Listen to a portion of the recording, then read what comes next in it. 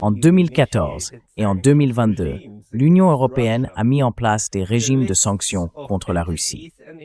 Les listes d'entités et d'individus devaient à l'origine ne viser que les élites économiques et politiques russes. Mais depuis 2024, la liste a été élargie pour inclure la désinformation et sert désormais à cibler des journalistes et des universitaires, y compris dans les États de l'UMEV et de l'espace Schengen, comme les ressortissants allemands Alina Lipp et Hussein Degrou, ou encore mes compatriotes Jacques Beau et Nathalie Jaume. C'est une réalité dystopique, mais ce n'est certainement pas la première fois qu'un tel phénomène se produit. Pour discuter des précédents historiques, je suis à nouveau accompagné aujourd'hui du professeur David N. Gibbs, professeur d'histoire à l'Université d'État de l'Arizona. David, bienvenue à nouveau. Merci. Merci de m'avoir invité. Eh bien, merci d'avoir pris le temps de faire cela, car vous vous êtes réellement penché sur le macarthisme et vous avez quelque chose à nous dire à ce sujet, ainsi que sur les parallèles que vous voyez entre ce qui s'est passé aux États-Unis dans les années 1950 et 1960 avec la peur du communisme et la situation actuelle de l'Union européenne. Pourriez-vous développer ce point?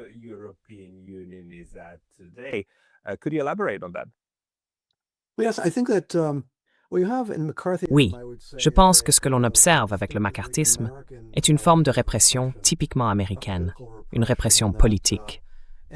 Aux États-Unis, nous disposons de protections constitutionnelles très fortes des libertés civiles. Le premier amendement garantit la liberté d'expression et la liberté de la presse. Le cinquième amendement garantit la procédure légale régulière. Et la Constitution occupe un statut particulièrement élevé, car elle est considérée comme un document vénéré dans la culture politique américaine, presque mythique, voire religieuse. Les chrétiens évangéliques la regardent presque comme la Bible. Elle exerce donc une influence considérable.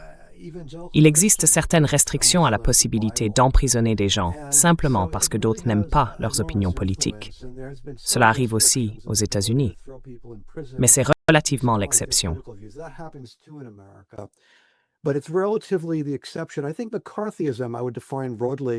Je pense que le macarthisme, je le définirais de manière large comme une forme particulière de répression qui implique l'intimidation et les menaces pesant sur votre carrière ou votre réputation, combinées à une surveillance de masse. Et c'est là son origine.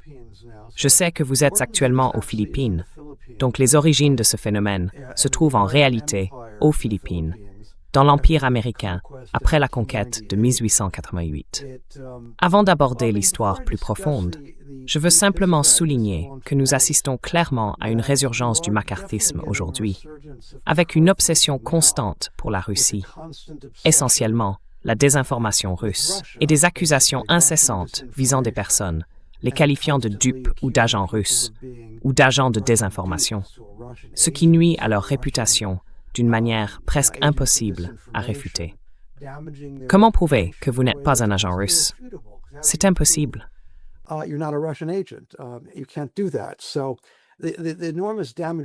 Ainsi, les énormes dommages causés à votre réputation et à votre crédibilité par le simple fait de vous accuser de cela, même à tort, sont très efficaces.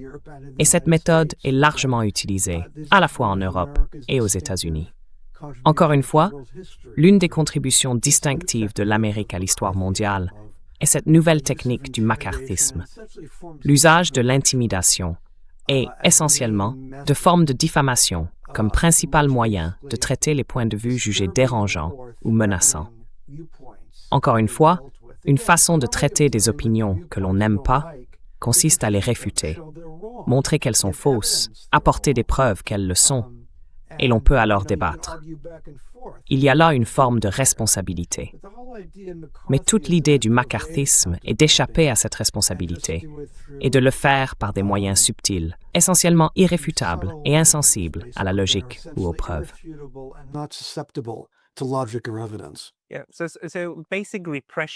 Donc, une répression de base qui conduit ensuite directement, en gros, à la criminalisation, Même s'il faut être prudent ici, car les aspects juridiques de ce qui est considéré comme criminel et ce qui se passe réellement dans l'Union européenne, ainsi que ce qu'est le macarthisme, sont des notions distinctes.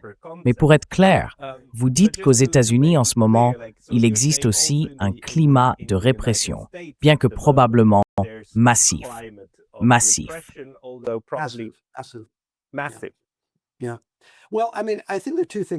Oui.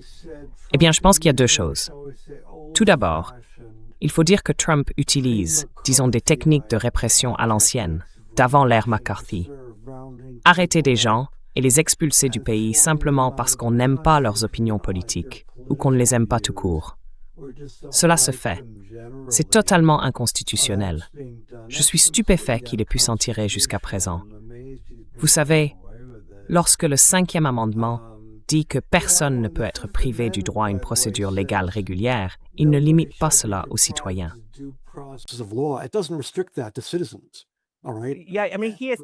Oui, je veux dire, il établit cela dans la façon dont il interprète la Constitution. Il dit que la Constitution ne s'applique qu'aux citoyens américains, point final. Donc, selon lui, tout le reste du monde est en dehors de sa protection. La Constitution ne dit pas cela. Avons-nous déjà un verdict de la Cour suprême à ce sujet? Parce qu'en réalité, ces affaires devraient être portées devant la Cour suprême, non?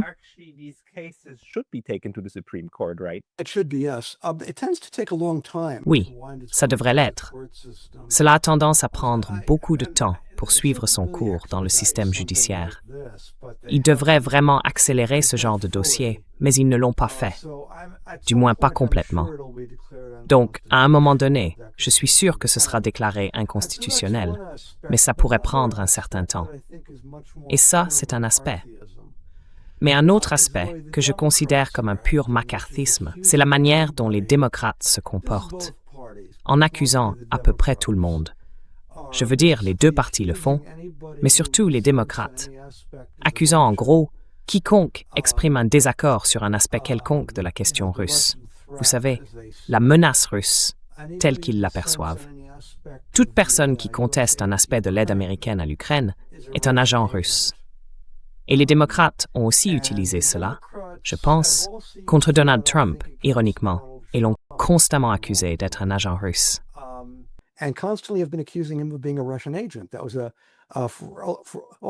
C'était vrai depuis le début. Je veux dire, en 2016, lorsque Hillary Clinton a débattu avec Donald Trump, elle lui a dit « Tu es une marionnette de Poutine ». C'est du pur macarthisme, du macarthisme à 100%. C'est aussi manifestement faux, car la plupart des actions de Trump ont été très nuisibles à la Russie. Donc, l'idée qu'il soit une marionnette de Poutine est clairement fausse, mais les démocrates s'y accrochent encore. Il y a une animatrice de télévision très populaire, je pense qu'elle n'est pas vraiment très connue en Europe ou en Asie, mais elle est très suivie ici. Elle s'appelle Rachel Maddow, et elle parle sans cesse, presque jour et nuit semble-t-il, de la menace russe et de la question de savoir si Donald Trump est un agent de la Russie. Là encore, c'est du macarthisme. Donc, le macarthisme est partout aujourd'hui.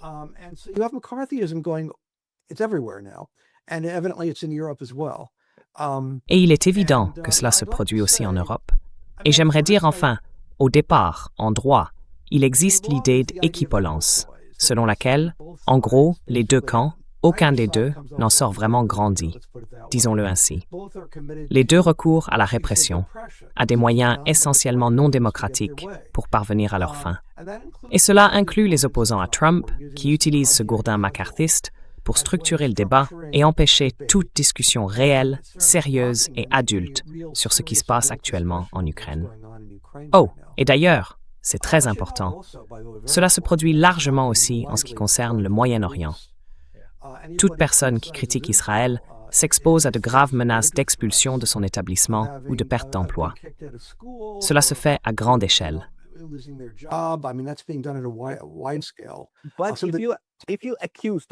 Mais si vous accusez Donald Trump d'être une marionnette de Netanyahou, alors vous sortez du cadre du discours poli et on vous traitera d'antisémite, une accusation d'antisémitisme. C'est assez étonnant, vous savez, que lorsque de véritables dirigeants étrangers exercent une influence, pas un contrôle, mais il y a clairement une influence. Il y a clairement un lobby. On soit exempté des accusations de type macarthiste, n'est-ce pas? Le véritable macarthisme concerne toujours un épouvantail, quelque chose qui, de toute évidence, n'existe pas réellement. A boogeyman, about something that's clearly not going on. A boogeyman, that's right. The whole idea of McCarthy. Un croque-mitaine, c'est ça.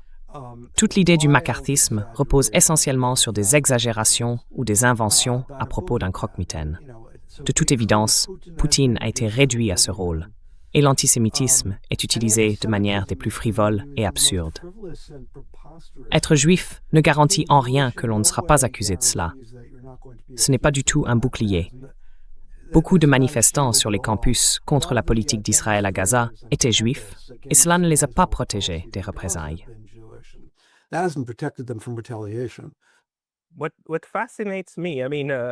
Ce qui me fascine, dans le mauvais sens du terme, je déteste vraiment que ça se produise, c'est que tout cela est si bien compris. Je me souviens qu'il y a 20 ans, dans mes cours d'anglais au lycée, nous avons lu ce merveilleux livre intitulé « Les sorcières de Salem ». Je crois qu'il est d'un certain Miller, non? C'est un livre très célèbre, écrit pendant le macarthisme, le premier macarthisme des années 1950, à propos des chasses aux sorcières de Salem, dans les années 790, ou à peu près. Tout cela est si bien documenté et compris, et les processus sont les mêmes. Et maintenant, cela se répète encore. C'est comme 4 ou 5 siècles des mêmes mécanismes. Désigner certains groupes de personnes comme des croque-mitaines, puis comme des agents de Satan. Les sorcières étaient des agents de Satan, n'est-ce pas? Dans les années 1950, c'était des agents des Soviétiques. Et maintenant, ce sont des agents de Poutine. Cela fonctionne de la même manière psychologique. Et même si nous enseignons tout cela dans les universités et les écoles, nous n'en sortons pas.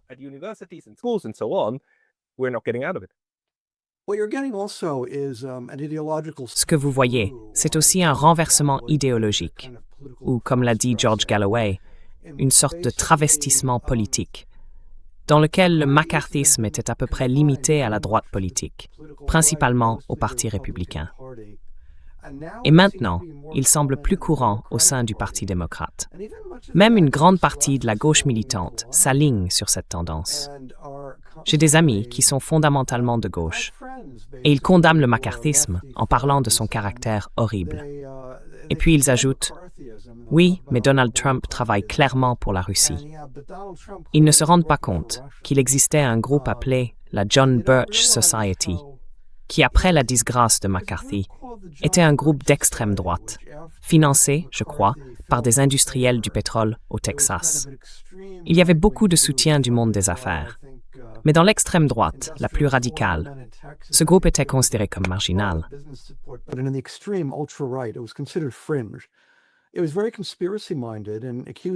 C'était très empreint de théorie du complot, et cela accusait tout le monde d'être communiste et agent de la Russie. Une grande partie de ce que dit aujourd'hui le Parti démocrate ressemble presque exactement à ce que disait la John Birch Society à une époque antérieure, pendant la guerre froide. Et ils ne se rendent même pas compte à quel point cela les discrédite, ni à quel point le parallèle est fort.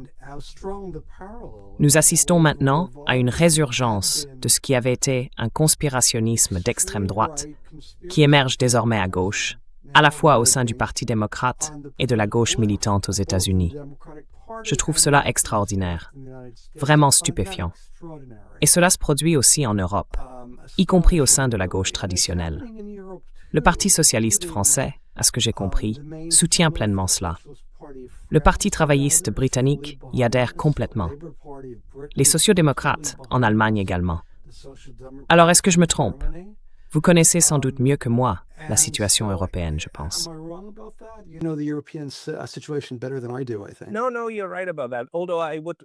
Non, tu as raison à ce sujet. Même si je nuancerais en disant que, au sein du Parti travailliste, il a fallu pas mal d'épuration pour en arriver au point où ils étaient favorables. Je veux dire, il y avait les corbynistes, n'est-ce pas?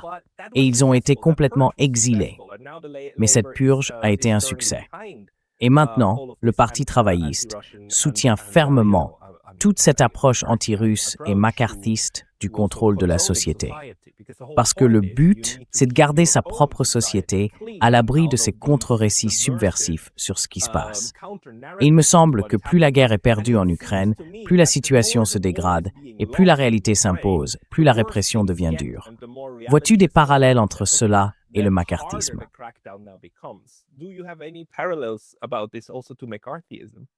McCarthyism was different in that respect, in the sense that Le macarthisme était différent à cet égard, dans le sens où l'anticommunisme dominait fermement au début des années 1950. Je veux dire, Truman était extrêmement impopulaire, mais l'idée anticommuniste était totalement hégémonique, et cela valait pour les deux partis. Ce que l'on observe aujourd'hui en Europe, c'est de la désespérance, qui se reflète de plusieurs manières. Tout d'abord, je pense que quiconque regarde attentivement peut voir que la Russie va gagner la guerre et qu'il n'y a plus moyen d'y échapper à ce stade. Et je pense que les gens commencent à le comprendre et à paniquer. Mais une autre chose qui les rend désespérés, c'est l'impopularité des principaux dirigeants européens, presque sans précédent dans l'histoire. leaders of Europe is almost historically unprecedented. I mean, in the most extreme cases, Macron, who Je veux dire, dans le cas le plus extrême, Macron, qui selon un récent sondage est tombé à environ 11%. 11% des Français soutiennent leur président. C'est incroyable. Starmer n'est pas loin derrière, et Scholz non plus. Ils sont bien partis pour rejoindre le pays Macron, universellement méprisé par son propre peuple. Et je pense que cela leur donne une certaine forme de désespoir. Ils sont tellement engagés dans cette guerre qu'ils estiment ne plus pouvoir faire marche arrière. Imaginez, ils ont dépensé des centaines de milliards de dollars pour une guerre, ils ont fait baisser le niveau de vie, et en Allemagne, ils ont commencé à désindustrialiser le pays d'une manière probablement irréversible. Et ensuite, ils perdent la guerre. Quelle image se donne-t-il? Pas très bonne. Pas très bonne. How does that look? Not great. Not great. And so I think now there's a certain desperation. Et donc, je pense qu'il y a maintenant une certaine forme de désespoir et un besoin de recourir à des méthodes autoritaires, légalement, et certainement de manière profondément antidémocratique, parce qu'ils ne savent pas quoi faire d'autre. Du moins, c'est ainsi que je le perçois. Dans le cas des États-Unis, je pense que le Parti démocrate est encore dans un état de déni face à la victoire de Trump. C'est vraiment incroyable. Trump domine la politique américaine depuis 10 ans maintenant, pleinement 10 ans, et les démocrates n'ont aucune idée de ce qui a mal tourné. Aucune idée. Et ils ne pensent certainement pas avoir fait quoi que ce soit de mal. Ils n'ont rien changé. On pourrait penser qu'un échec comme celui qu'ils ont connu en 2016, puis à nouveau récemment, entraînerait un grand nettoyage et une perte de confiance envers la direction.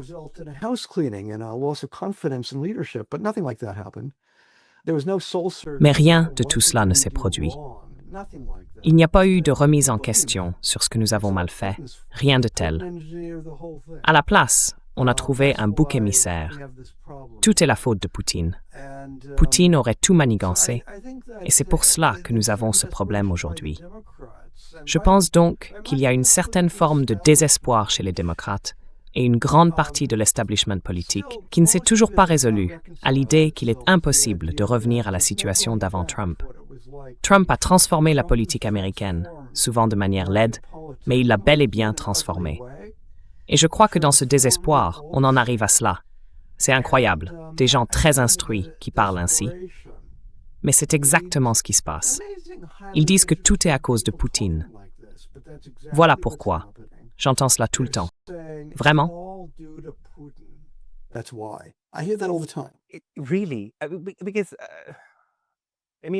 Parce que, je veux dire, au Japon, tu sais, là où je suis, c'est pas un sujet très important, n'est-ce pas? Ces discussions sur ce qui alimente la guerre. Donc je ne suis pas vraiment exposé à ce genre de discours universitaire, disons. Mais comment comprendre cela? Parce qu'il y a des arguments importants avancés par certains analystes, et surtout, probablement Brian Berletic, qui disent « Regardez, tout cela fait partie du fonctionnement du système des États-Unis. C'est le parti unique. Il y a différentes nuances d'une même orientation ou différentes voies menant dans la même direction. Mais cela reste la même direction. et c'est une direction tournée vers le maintien d'un état de guerre permanent pour une raison ou une autre. Et c'est vers cette guerre que les choses se dirigent. En ce moment, il se peut que la guerre s'étende de l'Ukraine à l'Europe.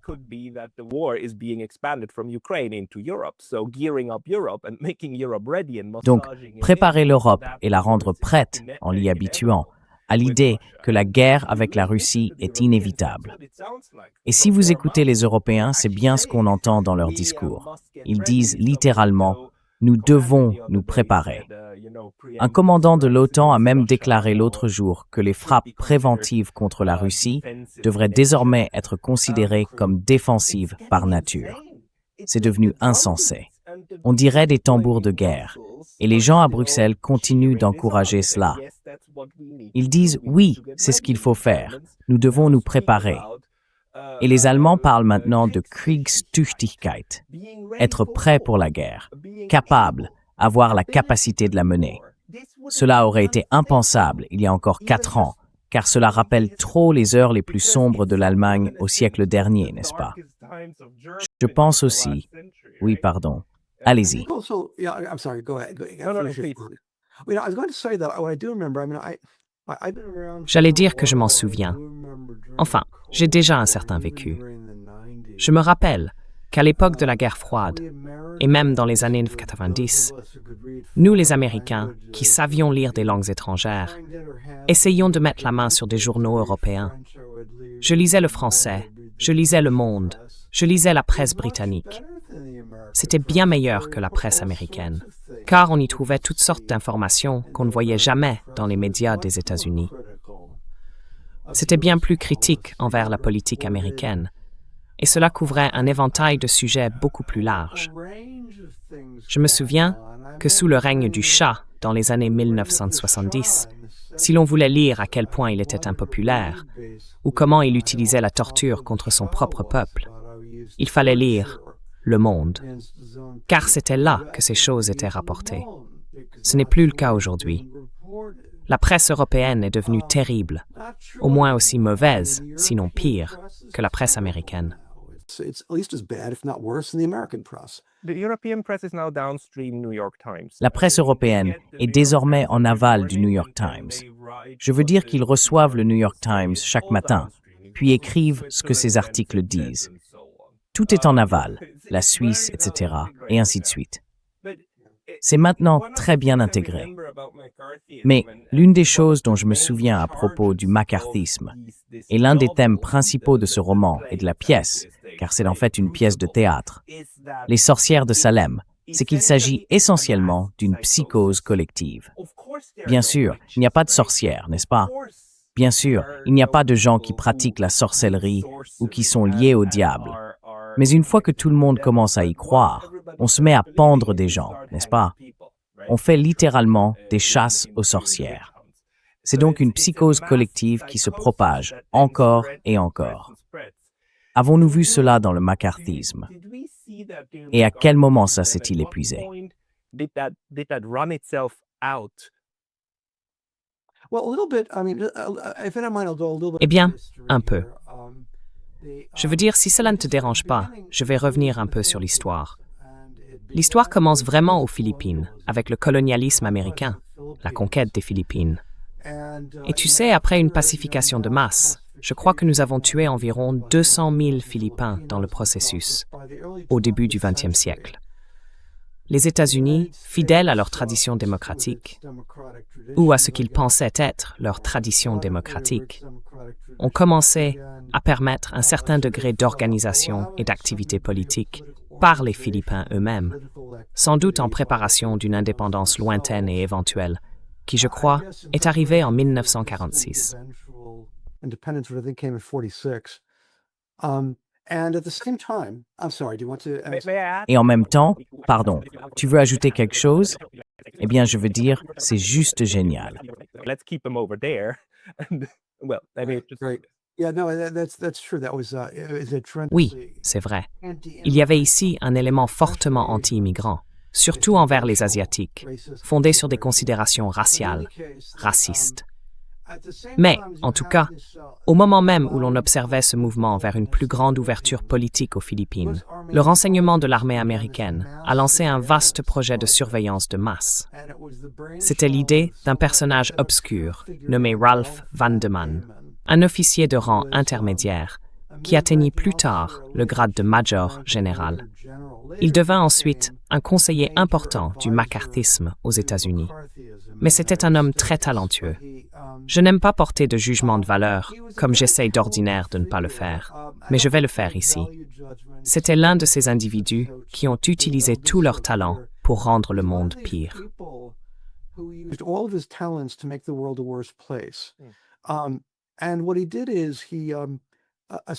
Ce qu'il a fait, c'est mettre en place une série de... Eh bien, vous savez, à cette époque, il n'y avait pas d'ordinateur. Alors il utilisait des fiches, comme celles que les bibliothèques commençaient à employer pour classer les livres. Il a commencé à rassembler des informations de surveillance sur l'élite philippine. Le mot élite étant défini très largement. En gros, toute personne ayant une éducation secondaire. Il a entrepris de collecter tout renseignement compromettant qu'il pouvait trouver à leur sujet, concernant leur vie sexuelle ou leurs activités financières, puis il a commencé à les faire chanter. Ce faisant, il demandait d'autres noms, d'autres informations compromettantes sur leurs amis, élargissant ainsi la liste.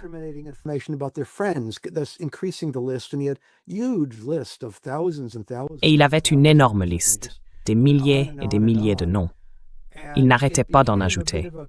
Cela devint une sorte de phénomène cancéreux, dans le sens où différentes factions du renseignement militaire américain ne s'appréciaient pas et commencèrent à se surveiller mutuellement, utilisant les mêmes techniques les unes contre les autres.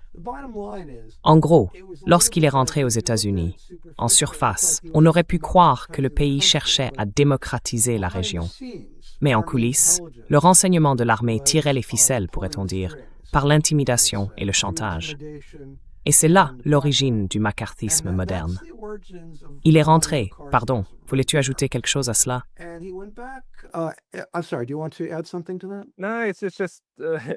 Non, c'est juste fascinant, non? Si tu veux faire semblant d'avoir une démocratie tout en gardant le contrôle, alors j'imagine que c'est ce qu'il faut faire. Il faut s'assurer que les personnes qui ne sont pas d'accord soient ailleurs, rangées quelque part sur une liste.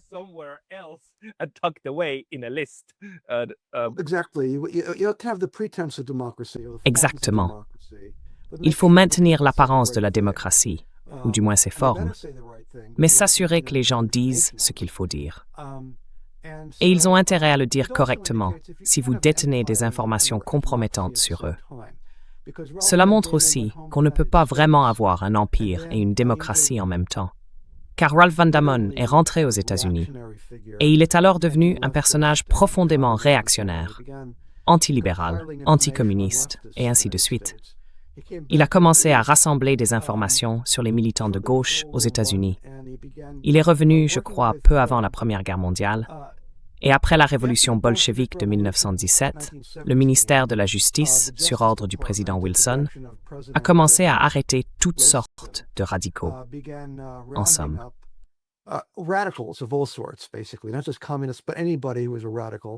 Pas seulement les communistes, mais toute personne considérée comme radicale. Eugen V. Debs, chef du Parti socialiste, était une figure publique majeure.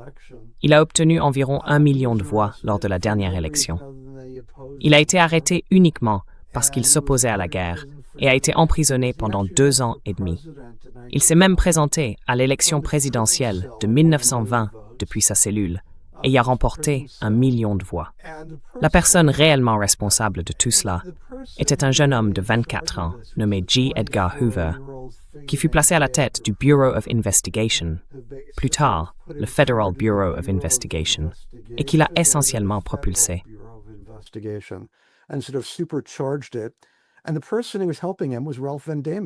La personne qui l'aidait était Ralph Vandeman, qui lui transmit essentiellement tout son système d'utilisation de fiches pour rassembler des informations. Les gens les organisaient de manière très élaborée. Cela fut facile pour J. Edgar Hoover, car au lycée, il avait travaillé à la Bibliothèque du Congrès qui procédait à l'indexation de ses ouvrages. Donc il comprenait le principe. Il commença à compiler et on vit apparaître ce qu'on pourrait appeler des arrestations extra-constitutionnelles. Toutes ces arrestations étaient inconstitutionnelles. Elles furent plus tard déclarées telles. On ne peut pas arrêter des gens en raison de leurs propos. C'est illégal au regard du premier amendement de la Constitution. Mais ils l'ont fait quand même. Et plus tard, cela fut déclaré inconstitutionnel.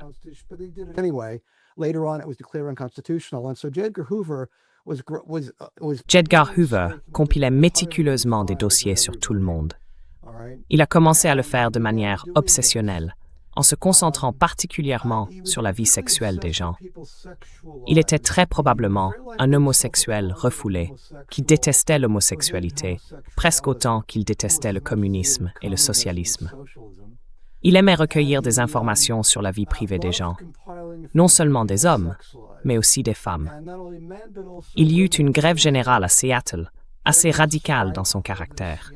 Il l'a brisée en faisant chanter l'épouse du dirigeant du mouvement. Elle avait une liaison.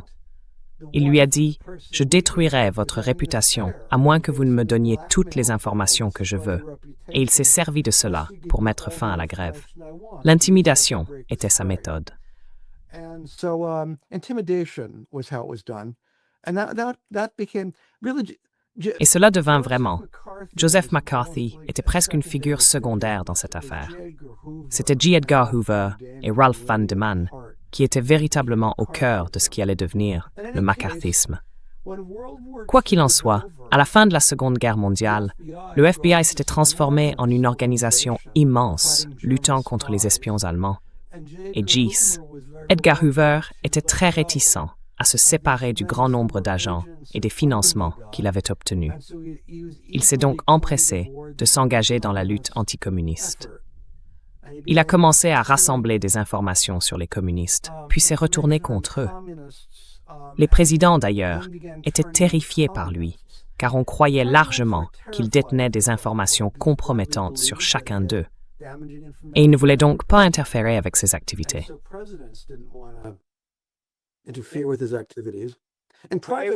Ce n'est pas Epstein qui a inventé l'idée de garder des listes de dossiers compromettants sur les gens. Désolé, c'est juste une remarque en passant. Eh bien, Epstein, l'une des raisons pour lesquelles je pense que les gens se méfient de lui. Laissez-moi dire que je ne sais pas grand-chose sur Epstein. Je n'ai aucune idée s'il a travaillé pour un service de renseignement ou non. Mais une des raisons pour lesquelles les gens soupçonnent qu'il aurait pu être lié au Mossad, à la CIA, au MI6, ou peut-être au 3, qui sait, c'est qu'il semblait agir comme le font souvent les agents de renseignement. En gros, vous fournissez des femmes attirantes, dans ce cas des filles, des mineurs. Vous faites en sorte que des personnes célèbres couchent avec elles, puis vous les photographiez en train de le faire afin de pouvoir les faire chanter ensuite. C'est une technique classique du renseignement.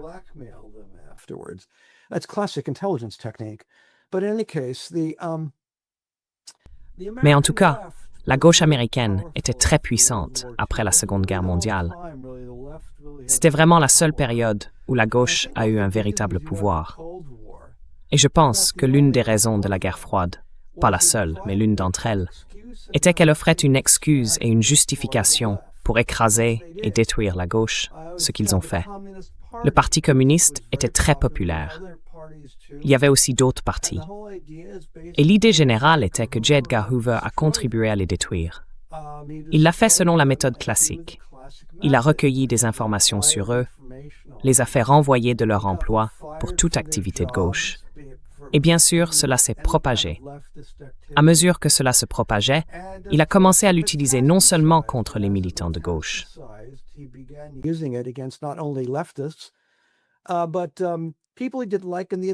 Mais les personnes qu'il n'aimait pas dans l'administration Truman, il a commencé à affirmer qu'elle était remplie de communistes. Il s'est mis à intimider Dean Acheson, l'un des architectes de la guerre froide et de la politique anticommuniste. Puis Joseph McCarthy est arrivé. McCarthy a été élu sénateur du Wisconsin en 1946. Il n'avait aucun bilan législatif significatif et en réalité, aucun intérêt particulier pour l'anticommunisme. Tout a commencé en 1950, lorsqu'il devait se représenter et qu'il n'avait pas grand-chose à montrer. Il a donc rencontré un groupe d'amis, des professeurs de l'université de Georgetown, une université catholique très conservatrice. The very conservative Catholic university. He was Catholic. And I attended Georgetown, by the way. So Et j'ai étudié à Georgetown, d'ailleurs, donc je me souviens que c'était très, très conservateur. C'était un peu inquiétant, en fait. Il dînait avec ses amis à Georgetown et a dit « Je n'ai pas vraiment de sujet. Quel pourrait être un sujet ?» Et ils lui ont suggéré l'anticommunisme. En gros, ils ont dit « Tu sais, le gouvernement est rempli de communistes. Et tu sais, il y avait des espions soviétiques. Mais ils avaient tous été éliminés, poursuivis, et ainsi de suite. En 1950, il n'en restait plus. Alors il a commencé à dire, tu sais, les grandes institutions, le département d'État, sont remplies de communistes. The major institutions, the State Department is filled with communists. Then the Army was filled with the CIA. À cette époque, l'armée était remplie de communistes. La CIA envisageait en privé de dire qu'il y avait toutes sortes de communistes. Et ainsi de suite. Et lui, tu sais, des architectes majeurs de la guerre froide furent accusés d'être communistes, comme je l'ai dit. Et il allait partout les dénoncer. Il avait tout inventé. En privé, il a reconnu avoir tout inventé. Il a commencé à mettre en scène des événements, en déclarant « J'ai dans la main une liste de communistes au département d'État. » Il changeait sans cesse le nombre de communistes au hasard. Il avait simplement oublié quel était le vrai chiffre. Ses biographies notent qu'il était connu pour inventer constamment des choses au hasard, mais cela produisait un effet d'intimidation massive.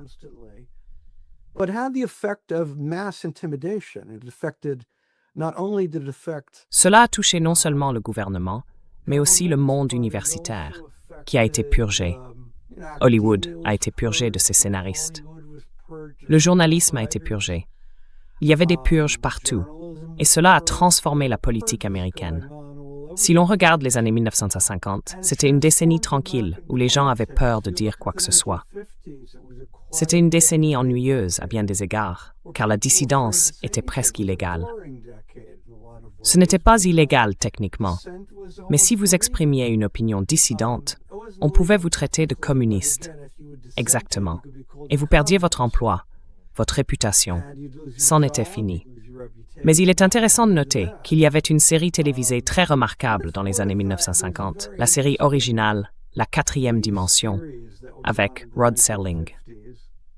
The original Twilight Zone with Rod Serling. And it's interesting because Et c'est intéressant, car Rod Serling était quelqu'un qui voulait vraiment faire de la télévision un point de départ pour des discussions sérieuses sur des sujets comme la guerre et la paix. Il avait connu de violents combats dans le Pacifique. Il était très pacifiste, très préoccupé par la guerre nucléaire et inquiet du lynchage des personnes noires dans le Sud. Mais il ne pouvait pas parler de ces choses-là. À cause de la répression, on ne pouvait rien aborder sérieusement. Il fallait se taire. Alors, ce qu'il a fait à la place était très astucieux. Si on regarde bien, c'est très astucieux. Il racontait des histoires d'extraterrestres, de monstres, de fantômes et de gobelins, et c'était toujours une métaphore pour des questions politiques sérieuses. Souvent, le macarthisme était abordé dans ce contexte.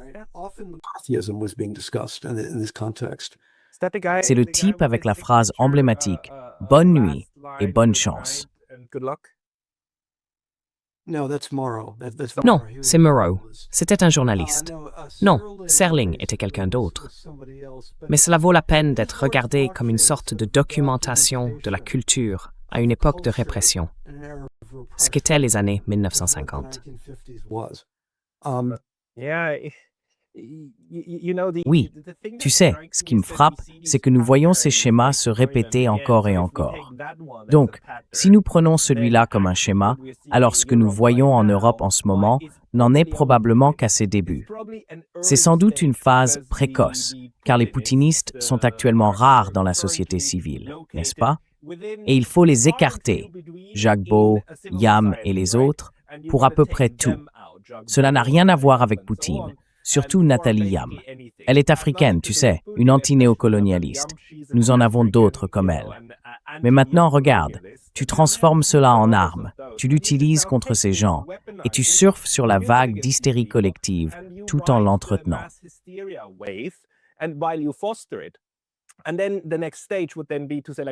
Et puis, l'étape suivante consisterait à dire « Oh, en fait, il y en a plus que ce qu'on pensait. Ils sont aussi dans l'administration, ils sont aussi dans l'armée. Il faut faire des purges, non ?» Alors ça grandit, ça se propage, ça se métastase. Et d'une certaine manière, tu sais, même la Révolution française, à la fin, a commencé à s'en prendre à son propre peuple, à ses propres enfants, n'est-ce pas? C'est un peu comme ça que ces choses évoluent. Je ne sais toujours pas si je dois y voir une psychose collective ou un instrument de pouvoir et de domination. Probablement les deux à la fois. Je dirais que c'est les deux.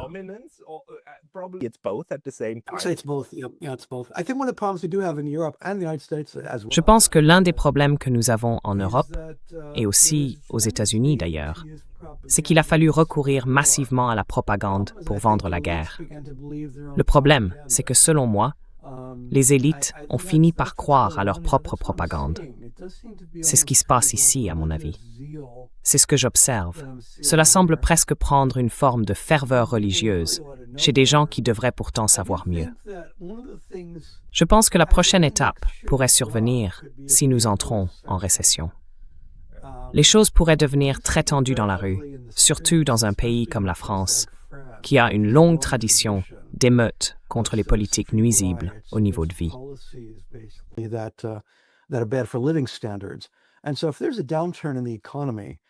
Et donc, s'il y a un ralentissement de l'économie, je m'attendrais à ce que la politique passe très vite des parlements à la rue, n'est-ce pas? Surtout quand on a des dirigeants sans aucune crédibilité publique. Je devrais ajouter d'ailleurs qu'en général, il y a toujours eu, en Europe, beaucoup de ressentiment populaire envers la Commission européenne, considérée comme une institution fondamentalement antidémocratique. Elle a toujours été antidémocratique. Et la voilà, vous savez, en train de sévir contre les gens comme s'ils étaient des sorcières. Je soupçonne qu'à terme, cela pourrait provoquer beaucoup de désordre social.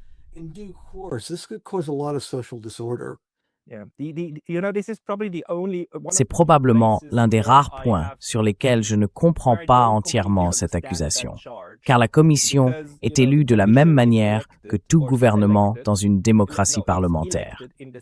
Elle est choisie par les personnes élues au Parlement. Les parlementaires choisissent ensuite le chef du gouvernement, n'est-ce pas? Et c'est très courant en Europe. C'est donc essentiellement le seul point sur lequel je dirais que l'accusation de ne pas être élu est peut-être un peu exagérée. Bien qu'il soit vrai qu'il ne se soit pas présenté à une élection populaire, ce n'est tout simplement pas ainsi que fonctionne l'Europe.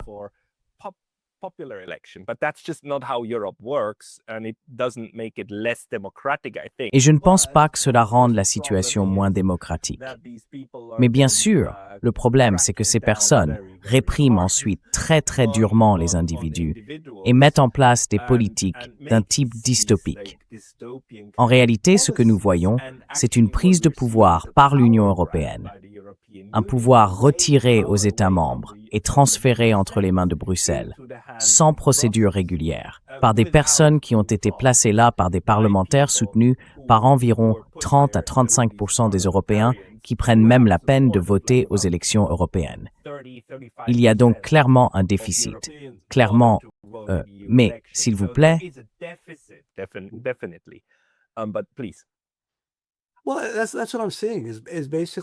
Eh bien, ce que je constate, c'est essentiellement que, vous savez, ils le sont peut-être bien.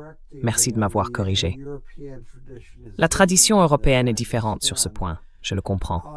Néanmoins, j'ai le sentiment que sur les marges politiques, on assiste à une forme de ressentiment populiste.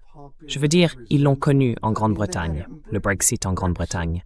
Il y a un ressentiment populiste pour plusieurs raisons.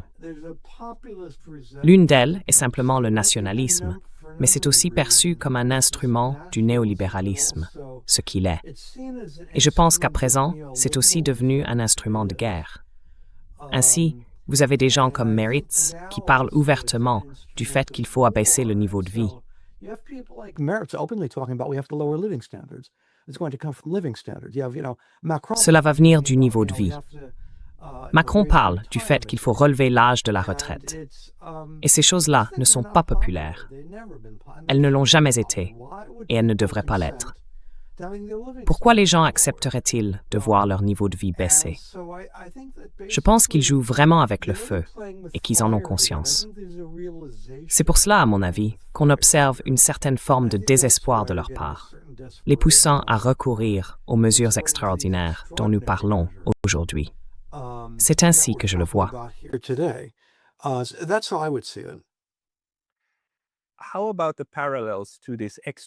Qu'en est-il des parallèles avec cette nature extra-légale de ce qui se passe?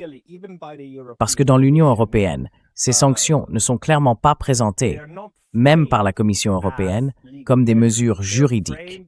Elles ne sont pas présentées comme des punitions. L'EMA indique sur sa page d'accueil, où elle explique les sanctions, qu'elles ne sont pas punitives. Elles sont conçues comme un outil d'éducation destiné à corriger le comportement des personnes sanctionnées. C'est donc pour cela qu'il ne s'agit pas d'une action juridique. C'est une action éducative, non, quel est le mot? Une action disciplinaire, parce que ces personnes n'ont rien fait d'illégal. Elles ne l'ont pas fait. Tout ce qu'elles font est parfaitement correct, juste et transparent. Mais cela aboutit maintenant à quelque chose qui constitue une punition sévère sans être présentée comme telle.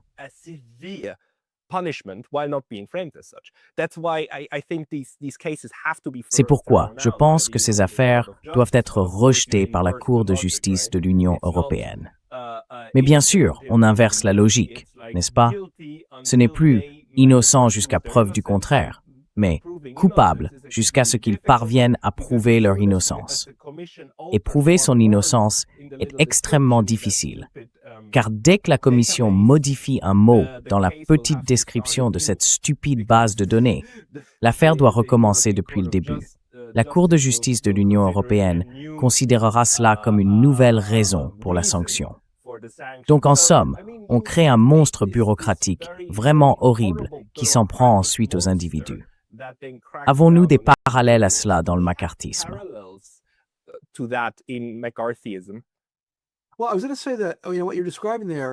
Eh bien, j'allais dire que ce que vous décrivez là, ce genre de situation étrange dont vous parlez, serait difficile à réaliser aux États-Unis. La situation américaine serait différente. La raison, encore une fois, c'est que le 5e amendement offre une protection solide contre ce genre de choses. Ce serait très difficile, pas impossible, cela s'est déjà produit, mais bien plus difficile à faire dans le contexte américain, mais compte tenu du profond respect pour la Constitution aux États-Unis.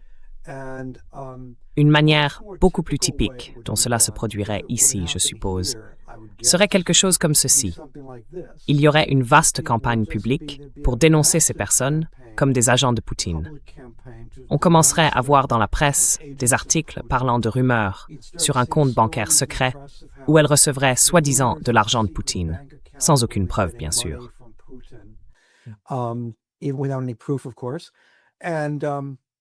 Et c'est ainsi que cela se ferait. Les réputations seraient détruites.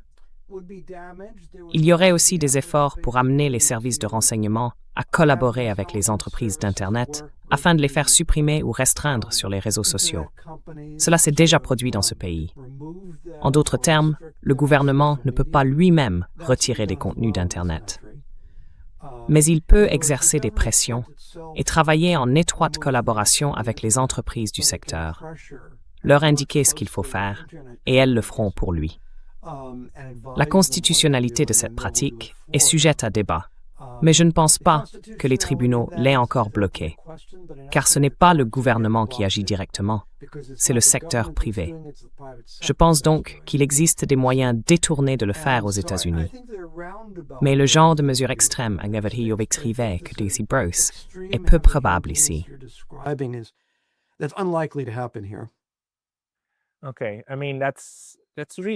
D'accord.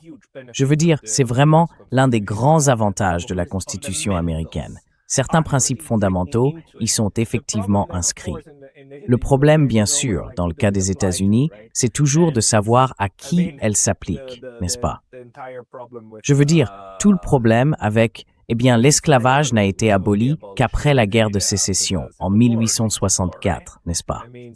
Donc pendant tout ce temps, on croyait que, oh non, non, ce groupe-là ne faisait pas vraiment partie de ceux auxquels la Constitution s'applique. C'est une question d'applicabilité. Pour les Européens, ce n'est pas le problème.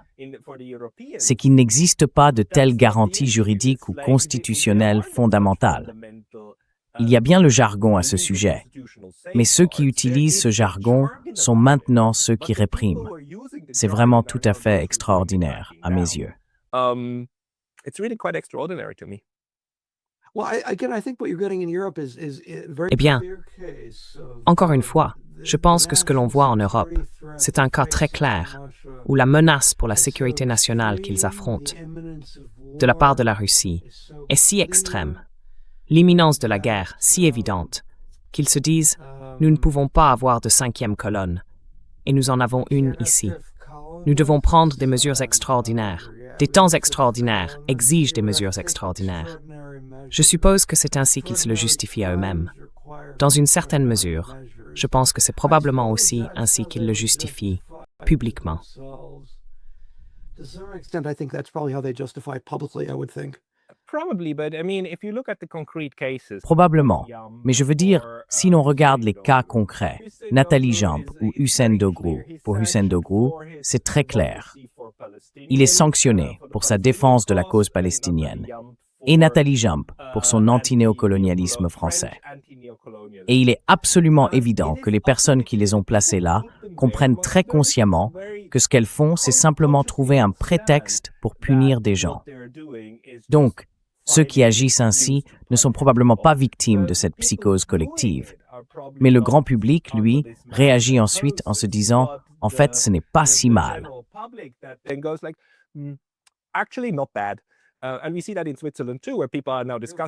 Et nous voyons cela aussi en Suisse, où les gens débattent maintenant de la question de savoir si notre publiciste le plus virulent, il s'appelle Roger Köppel, il dirige le magazine Weltwoche, risque d'être sanctionné par l'Union européenne. La semaine dernière, cela a effectivement été discuté. Et l'on voit ces commentaires d'autres journalistes en Suisse et en Allemagne qui disent « Eh bien, ce serait bien fait pour lui, puisqu'il est un tel apologiste de Poutine. » Cela devient un discours, n'est-ce pas? Cela devient dissible, cela devient discutable, et donc, d'une certaine manière, cela devient réel dans le monde social.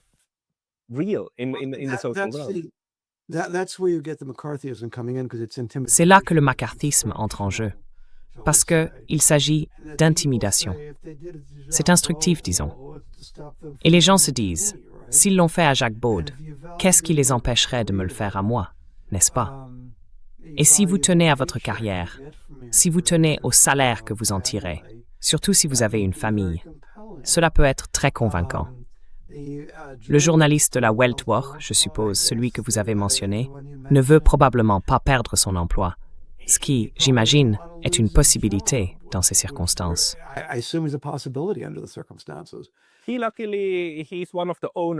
Heureusement, c'est l'un des propriétaires, enfin, c'est le propriétaire de tout le magazine.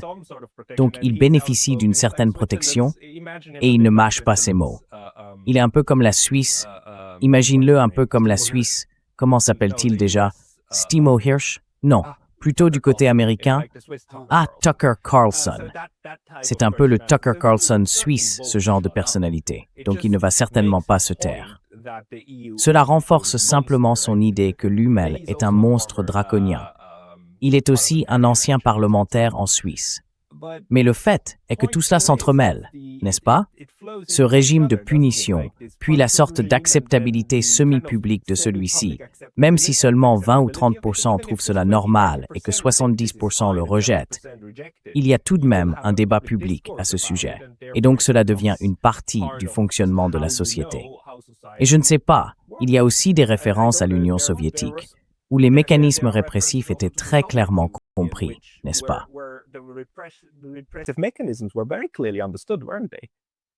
Well, they were obviously a lot of what you're describing is very Eh bien, c'est vrai. De toute évidence, une grande partie de ce que vous décrivez est très totalitaire, ce qui se passe ici. Je pense que l'un des aspects qui a été utile du point de vue des élites européennes et américaines, c'est que ce qu'elles ont fait en Ukraine, toute la guerre en Ukraine, d'un point de vue purement technique, a été, du point de vue occidental, incompétent. Elles ont déclenché une guerre qu'elles ne pouvaient pas gagner. Maintenant, elles sont en train de la perdre et elles ne savent pas quoi faire. Elles sont incompétentes, sauf sur un point. Elles ont mené la campagne de propagande extrêmement bien, il faut le reconnaître. Cela a été fait avec une grande assurance, très très bien. Et le public a pour l'essentiel adhéré à tout cela, comme vous l'avez remarqué.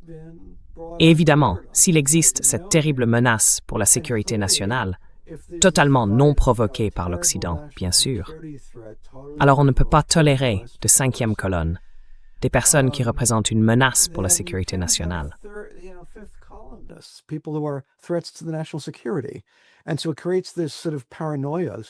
Et cela crée une sorte de paranoïa, une paranoïa interne, une obsession des traîtres et ainsi de suite, que l'on observe aujourd'hui. Une autre chose que je mentionnerai d'ailleurs en plus de l'Union européenne, c'est George Galloway, bien sûr, qui est en quelque sorte un franc-tireur. Il appartenait à l'aile extrême gauche du Parti travailliste, a été exclu du parti, et maintenant il est plutôt une figure anti-guerre, très clairement anti-guerre, avec des partisans à la fois à gauche et à droite. Et vous savez, il a été essentiellement détenu à l'aéroport de Gatwick. Et je crois qu'il a quitté le pays parce qu'il craint d'être arrêté ou simplement de ne pas être autorisé à voyager. On observe donc un traitement très similaire de George Galloway en dehors de l'Union européenne également.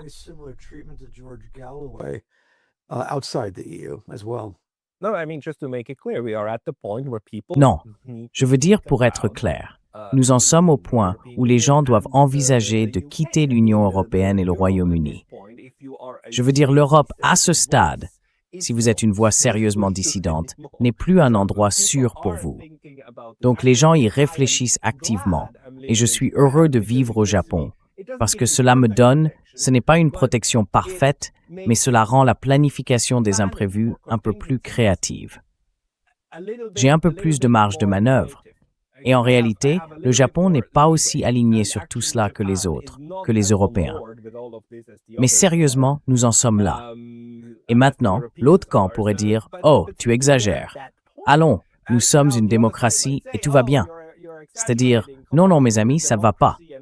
Ce n'est pas bien. » Les mêmes personnes qui nous disent que tout va bien et qu'elles nous protègent, elles le font en réprimant.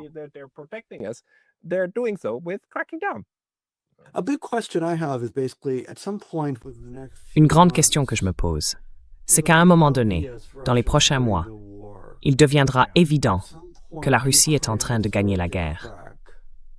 À un moment donné, l'Ukraine commencera à se fissurer, l'armée commencera à se fissurer. Je suis surpris qu'ils aient tenu aussi longtemps et ils se sont battus avec une ténacité remarquable, bien plus que ce à quoi je m'attendais. Mais à un certain moment, si vous disposez d'un avantage massif en artillerie et en drones, comme c'est clairement le cas de la Russie, l'autre armée finira par céder. Je veux dire, la Confédération a fini par céder aux États-Unis. La Wehrmacht a cédé en Allemagne. Cela arrive. Je pense que cela va se produire.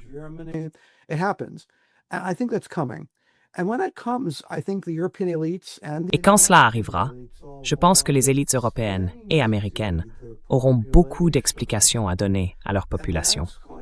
Ce sera très embarrassant pour elles. Encore une fois, cela pourrait devenir très laid s'il y a une récession. Les choses pourraient vraiment devenir très laides.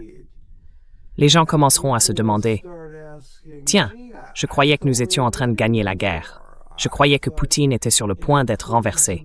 Je croyais que l'économie russe était sur le point de s'effondrer. » Et lorsque tout cela se révélera faux et que les gens comprendront qu'on leur a menti, je soupçonne que la situation deviendra très intéressante. Je pense que c'est exactement ce dont les élites européennes ont peur. Et c'est pour cela qu'elles réagissent avec autant de virulence.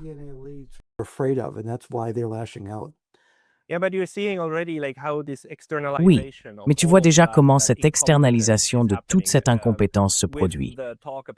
Avec ces discours sur la façon dont la Chine aurait sauvé la Russie, comment tout le monde, y compris les Nord-Coréens, aurait soi-disant sauvé la Russie.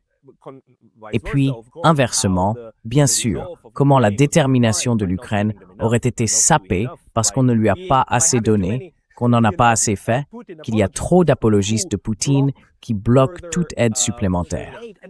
Et c'est pour ça qu'on perd. En un sens, c'est aussi naturel que la guerre elle-même. Sur le front intérieur, on réprime ces voix dissidentes. D'une certaine manière, il est très logique que cela se produise.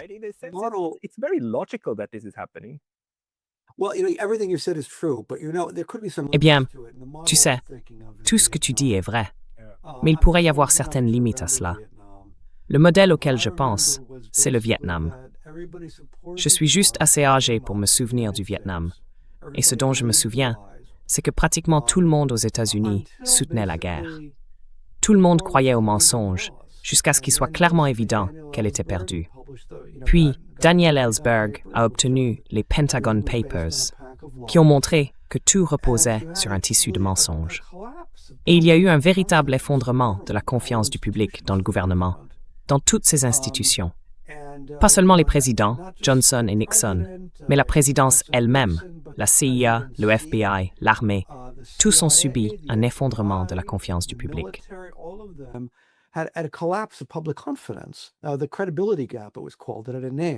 On appelait cela le fossé de crédibilité. Cela avait même un nom. Et toute une génération de responsables de la politique étrangère ne pouvaient plus trouver de travail. Ils étaient méprisés par le public. Personne ne voulait leur parler. Certains d'entre eux, comme Robert McNamara, se sont excusés de manière élaborée, avec une profusion d'excuses. Et je me demande si quelque chose de semblable pourrait se produire ici avec la guerre en Ukraine, que cela devienne un désastre colossal. Une fois qu'il sera clair que les choses ne se déroulent pas comme les élites l'avaient annoncé, les gens pourraient commencer à se dire « On m'a menti », tout comme on nous a menti au Vietnam. Et cela pourrait entraîner un effondrement de la confiance du public dans les institutions, qui sont déjà très fragiles, comme je l'ai dit.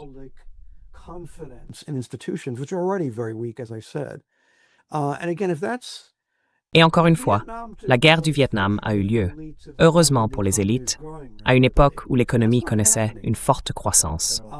Ce n'est pas le cas aujourd'hui, et donc ce coussin n'existera pas.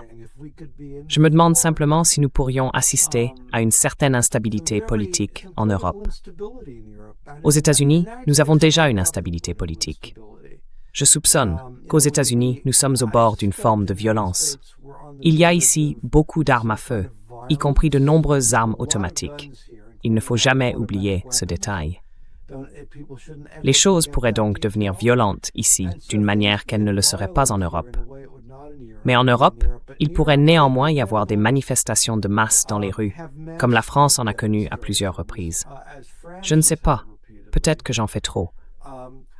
Le scénario que je présente, qu'en pensez-vous?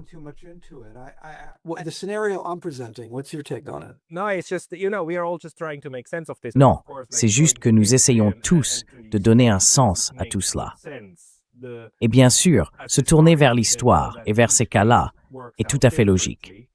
En tant qu'historien, nous savons que chaque cas évolue différemment, mais qu'il existe certains parallèles avec d'autres.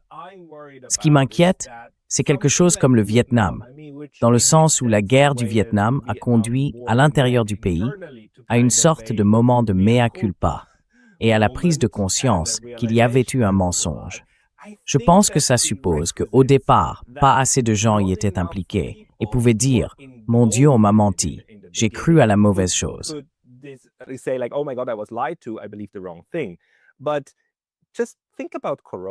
Mais pensez simplement au coronavirus et à la manière dont l'adhésion au coronavirus et à tout ce récit selon lequel le vaccin est sûr et efficace, une fois que tout cela a été terminé, conduit maintenant à une longue période qui, je crois, va se poursuivre, où l'on choisit simplement de l'ignorer. C'est comme si on n'en parlait plus. On l'ignore simplement, y compris dans l'Union européenne, où demeure cette question. Que s'est-il passé avec ces messages WhatsApp de von der Leyen? Quel a été tout le processus de corruption impliqué dans l'achat de toutes ces doses de produits qui nécessitent encore des quantités énormes de...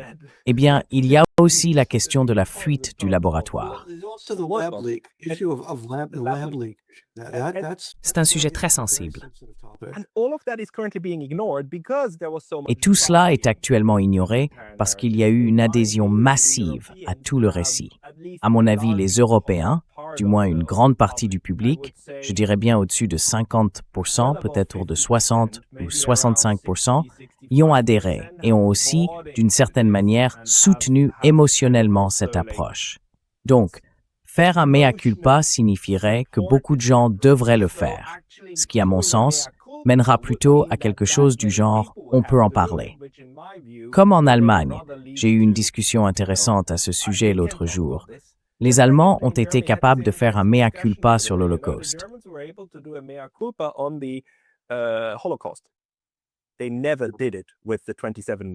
Ils ne l'ont jamais fait pour les 27 millions de Soviétiques morts. C'est vrai. Et Varsovie, tu sais, le mea culpa, comme Willy Brandt à Varsovie, s'adressait aux Polonais, pas aux Soviétiques. Donc toute cette culpabilité est immense, et il y a eu tellement d'adhésions que le mieux qu'on puisse espérer, ce sont des décennies de silence à ce sujet. Au pire, cela mènera, bien sûr, à la prochaine répression. C'est exactement comme dans le film. La défaite de la Première Guerre mondiale a poussé les Allemands à se rallier de nouveau à la militarisation dans les années 30.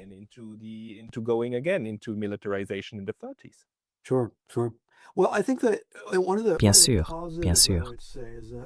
Eh bien, je pense que l'un des aspects positifs, je dirais, c'est que, encore une fois, quand j'étais plus jeune, en gros, si vous n'étiez pas publié dans le New York Times ou diffusé sur les grands réseaux, vous n'aviez aucun moyen d'expression. Vous ne pouviez pas parler aux gens. Alors qu'aujourd'hui, il existe des émissions, comme celle-ci par exemple, que les gens peuvent regarder et ils ont accès à un point de vue différent. Cette possibilité n'existait tout simplement pas, disons, il y a plus de 30 ans. Et elle existe maintenant. Je pense que c'est très important. J'ai des sentiments très partagés à propos de ce type, mais Tucker Carlson, évidemment, vous voyez, peut inviter des gens comme George Galloway. Et vous savez, on entend des plateformes alternatives.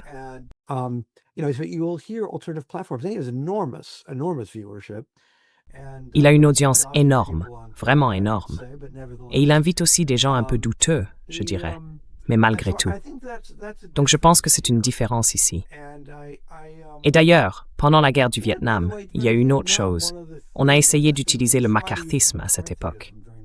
Si vous disiez, en gros, que le Viet Cong représentait, dans une certaine mesure, la volonté du peuple vietnamien, et il y a des preuves de cela, on essayait de vous traiter de communiste. Mais ça ne marchait plus vraiment. C'était ça, le point.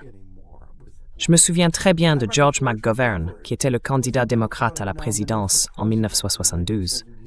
On l'a accusé d'être un agent du Nord-Vietnam. Ça n'a pas vraiment pris.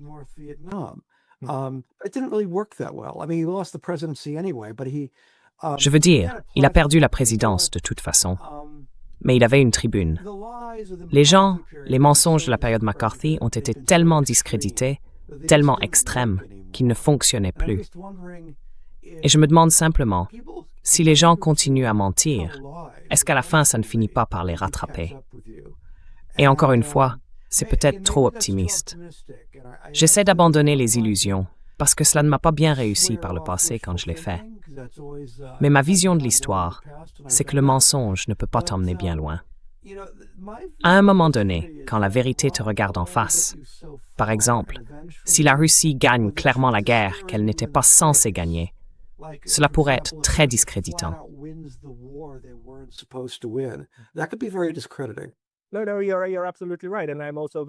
Non, non, tu as tout à fait raison. Et je suis aussi très opposé au nihilisme ou au pur pessimisme, à l'idée que tout finira de toute façon dans un holocauste nucléaire. Je veux dire, c'est pas utile, c'est une possibilité, mais ce n'est pas une manière de penser constructive. Donc, plutôt, tu sais, nous avons tous ces exemples. Nous ne sommes pas les premiers à traverser cela. Cela s'est déjà produit à d'autres époques. Et alors, la question est, À quel type de dynamique sommes-nous confrontés? Je pense aussi à la Roumanie, n'est-ce pas?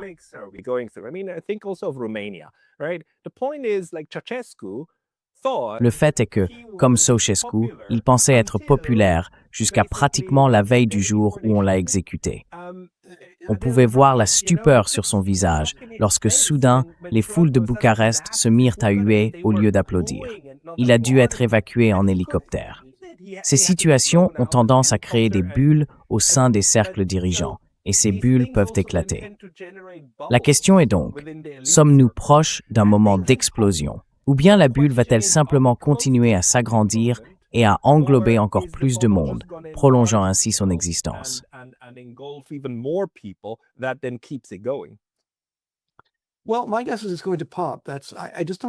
Eh bien, je pense que ça va éclater. Je ne vois tout simplement pas comment ça peut continuer. Le problème, c'est qu'il y a des élections, du moins à un certain niveau. Il y a des élections. Et ce que l'on observe, je ne suis pas un grand partisan d'aucun de ces partis, c'est la montée des partis de droite. L'AfD en Allemagne est désormais à égalité avec les chrétiens démocrates, le Front National en France, le Reform Party au Royaume-Uni, et bien sûr, Donald Trump aux États-Unis. Je pense que tout cela traduit une réaction face à la perception du public, selon laquelle le système politique en place leur a menti. Les partis anti-système, c'est ce qu'ils sont. C'est de la politique anti-système. Et je pense que ce phénomène ne peut que s'amplifier. Je ne vois aucun signe d'apaisement. Bien au contraire.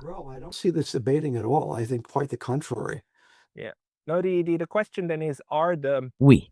Non. La question est alors de savoir si les forces à l'œuvre, et je ne parle pas de personnes dans une petite pièce obscure, mais des mécanismes sociologiques, sont capables de récupérer ces partis et de les transformer en partis du régime. Je veux dire, comme les Verts. Les Verts en Allemagne étaient autrefois pacifistes, et ils étaient. Et on peut voir qu'il y a des gens en Allemagne qui vous diront que l'AfD, au niveau national, a déjà été en grande partie récupérée par cette logique dominante en ce qui concerne la guerre.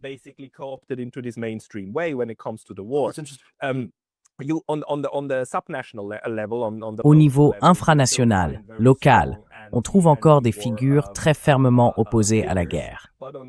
Mais au niveau national, on m'a dit que l'AfD est déjà en quelque sorte en train de devenir acceptable pour l'establishment. Au fond, c'est aussi sociologiquement ce que les partis doivent devenir. Ils doivent être capables de rejoindre une coalition pour gouverner, n'est-ce pas? C'est donc ce qui se produirait naturellement. Eh bien, ils doivent adhérer, dans une certaine mesure, à la structure élitaire simplement pour pouvoir gouverner. C'est là que tout se joue.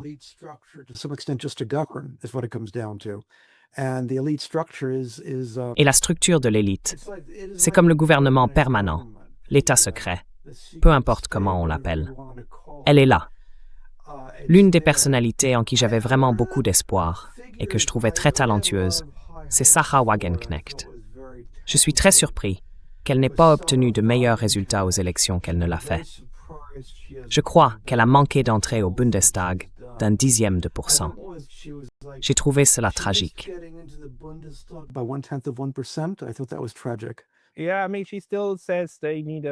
Oui, je veux dire, elle continue de dire qu'il faut un recomptage des votes. Et le comité en place le refuse, parce qu'ils disent que tout ça prend du temps, tu vois, et qu'ils ont besoin de temps pour examiner. Donc, elle avait probablement les voix. Mais même si c'était le cas, c'était avec une faible marge, environ 5%, non? Mais encore une fois, c'est un nouveau parti issu d'un ancien qui n'était pas beaucoup plus populaire que le sien. Donc c'était un gain significatif. Le problème, bien sûr, c'est qu'à gauche, tout le monde n'est pas d'accord. Je veux dire, tout le monde n'adhère pas aux politiques de gauche qu'elle défend. C'est donc un peu un créneau, mais un créneau anti-guerre très important, qui malheureusement n'a pas réussi à entrer au Bundestag. Mais c'est la nature des mouvements anti-guerre, non? Ils sont segmentés, divisés entre différents partis, et ainsi de suite. Oui, clairement.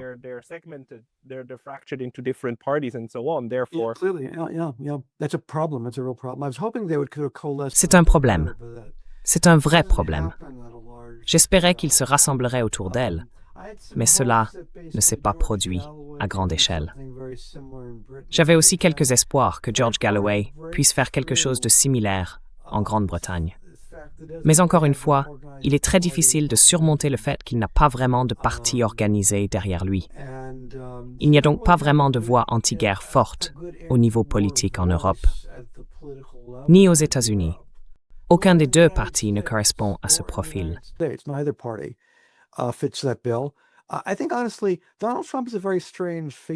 Je pense honnêtement que Donald Trump est une figure très étrange. D'un côté, il est incroyablement belliqueux. Ce qu'il fait au Venezuela, faire exploser des bateaux et tuer des gens au hasard dans les Caraïbes, est incroyable. Son soutien constant à Israël, quoi qu'il fasse, est bien là. Mais j'ai le sentiment qu'il était vraiment enclin à vouloir mettre fin à la guerre en Ukraine. Il subit simplement une énorme pression de la part de l'establishment. Le problème avec Trump, c'est que, malgré toute sa bravade, il n'est en réalité pas très dur. C'est mon impression. Et il réagit à la pression.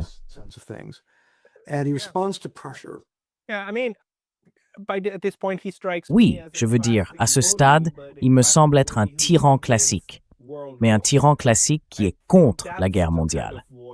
Je pense que c'est le genre de guerre qu'il ne veut pas. Il n'est pas contre le fait de tuer les petites gens, c'est juste les tactiques d'intimidation, non? Le problème, ce n'est pas de tuer, c'est pas de guerre mondiale. Le plus triste, c'est que dans les circonstances actuelles, ce n'est même pas si mal. C'est un peu comme, tu sais, ça pourrait être pire.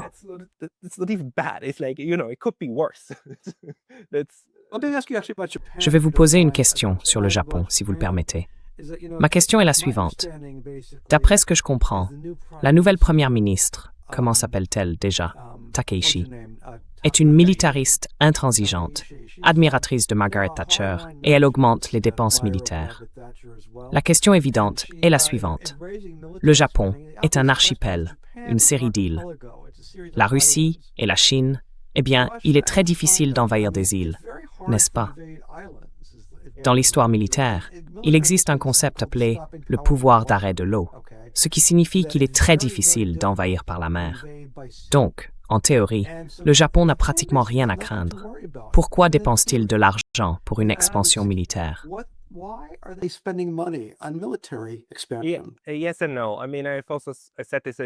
Oui et non.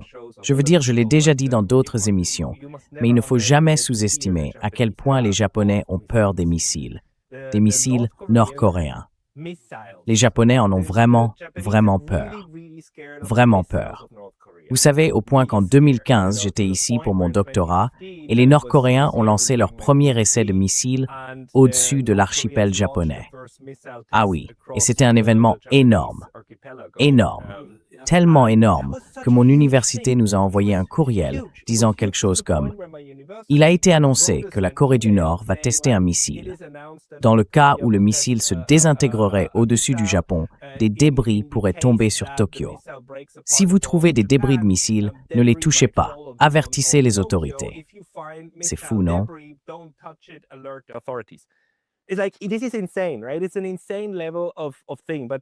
C'est un niveau de peur insensé, mais c'est ainsi que même les citoyens ordinaires au Japon redoutent les missiles nord-coréens. Ce n'est pas tant la Chine qui les inquiète, mais bien la Corée du Nord. Et les militaristes peuvent exploiter cela, même si je dirais que la peur elle-même est tout à fait réelle. On le voit dans la manière dont ils investissent dans des systèmes de missiles et d'antimissiles de très haut niveau. Et maintenant, quand on observe comment ces systèmes ont échoué dans des endroits comme Israël, l'Ukraine ou l'Iran, n'est-ce pas? Cette insécurité ne fait que s'aggraver. En un sens, cela donne aux Japonais le sentiment d'être vulnérables, non pas à une invasion, mais à une destruction massive. Je veux dire, Tokyo, boum, anéanti, n'est-ce pas? 15 millions de morts en un instant. C'est ce genre de peur qu'ils ressentent. Cela semble irrationnel, pourtant, car ils dépensent aussi beaucoup d'argent pour des choses comme les porte-avions et ainsi de suite. Et vous savez, c'est pour cela qu'ils ne font rien à propos du problème des missiles.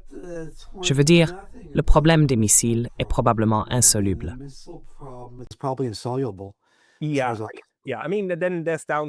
Oui, je veux dire, il y a ensuite tout ce qui vient en aval, bien sûr. D'autres choses, comme les voies maritimes de communication, les îles. Le Japon doit y investir. Mais il essaie en réalité de le faire à différents niveaux, notamment, et je pense que c'est une bonne chose, par le biais des gardes-côtes, car les gardes-côtes sont une force de police, pas une force militaire. Ils ont différentes manières d'essayer de gérer la vulnérabilité de leurs voies maritimes.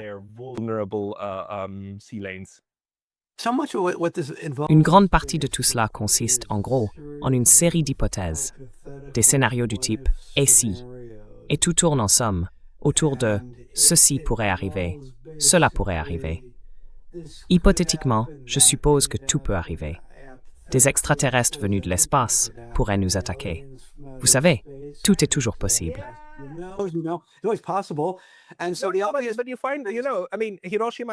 Mais tu vois, enfin, Hiroshima et Nagasaki, c'était les bombes, n'est-ce pas? Elles ont anéanti des villes et se sont gravées dans la mémoire collective. Et les voies maritimes de communication. En fait, les Américains, encore une fois, quand Perry est venu au Japon en 1853 avec les navires noirs, dans le récit populaire, on dit qu'il a menacé Tokyo, qu'il allait bombarder la ville ou Yokohama, et ainsi de suite. Non, non, non, non. Il a menacé de couler des navires. Et le commerce japonais, même interne, devait se faire par les voies maritimes. Donc, menacer ces routes, c'était comme menacer, tu vois, la famine. Et c'est ça qui a forcé le Japon à s'ouvrir. Et tu sais, les gens que j'ai étudiés le disent, et ils conseillent les premiers ministres. Donc, c'est un peu comme...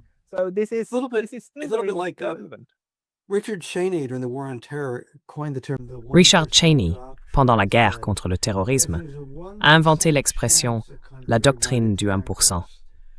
Il a dit que s'il existait 1% de chance qu'un pays nous attaque, nous devrions le traiter comme une certitude et nous préparer en conséquence.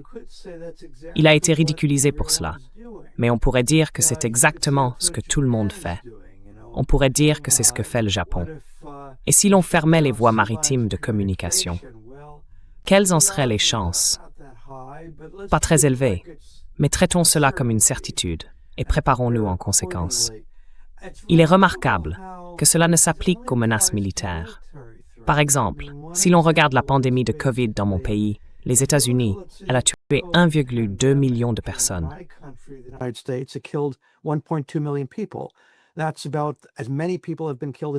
Cela représente à peu près autant de personnes que celles qui ont été tuées dans toutes les guerres menées par l'Amérique au cours de toute son histoire. Et pour une raison quelconque, les gens n'ont pas perçu cela comme une menace militaire. Alors, combien dépensons-nous pour prévenir de futures pandémies? Vous savez, une infime fraction de ce que nous dépensons pour l'armée. En d'autres termes, il existe toutes sortes de menaces, et l'armée n'en est qu'une. On prend donc des menaces hypothétiques, on les élève au rang de quasi-certitude, on crée un épouvantail, on y jette des sommes colossales, puis on ignore toutes les autres menaces graves, comme les pandémies ou le changement climatique. C'est une situation assez curieuse.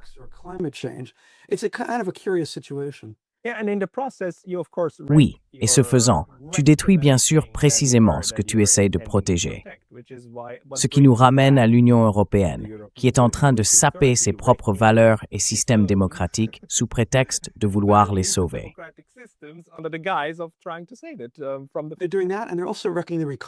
Ils font cela, et en plus, ils détruisent leurs économies, surtout l'Allemagne, et bien plus efficacement que ne le font les Russes. Ils se l'infligent eux-mêmes avec toutes ces sanctions. Je veux dire la désindustrialisation en Allemagne, parce qu'il manque de carburant pour rester une puissance industrielle.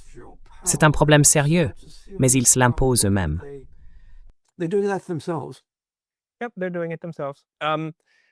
Oui, ils le font eux-mêmes. David, merci. C'était une discussion très intéressante et merci pour tous les parallèles que nous avons pu essayer de développer ici. Pour les personnes qui veulent en savoir plus sur ton travail, où doivent-elles aller? Sur mon site web, c'est deebs.arizona.edu. Je le mettrai dans la description de la vidéo ci-dessous. Quelque chose à ajouter? Non. Eh bien, c'est à peu près tout. Je pense que c'était une bonne conversation. Merci. Thank you. Professeur David N. Gibbs, merci beaucoup pour votre temps aujourd'hui. Merci.